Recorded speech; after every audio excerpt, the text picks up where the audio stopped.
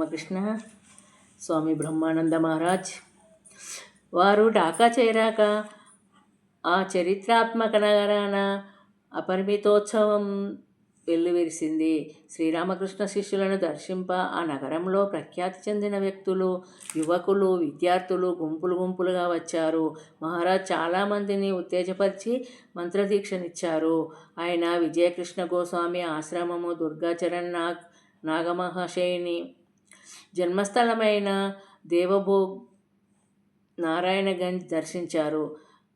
ఆ గ్రామీణ సౌందర్యము, ఈ పల్లీయులు భక్తి చూసి బ్రహ్మానంద స్వామి ఎంతో ఆనందించారు. కలకత్తా వెళ్ళి రైలు కోసం రైల్వే స్టేషన్లో బ్రహ్మానంద స్వామి వేచి ఉండగా ఒక భక్తిని సోదరి చిన్న బాలిక ఆయనకు ప్రణామం ఆచరించి ఒక విషయంలో సలహా అడిగింది. మహారాజ్ ఆమెతో ఈ విధంగా అన్నారు: అమ్మాయి, రైలు వచ్చేస్తున్నది. నాకు సమయం చాలా తక్కువగా ఉన్నది, కానీ ఒక్క వాక్యంలో నీకు జ్ఞానాన్ని ఇస్తాను. శ్రీరామకృష్ణ కథామృతము రోజు క్రమం తప్పకుండా చదువు. అది చాలు.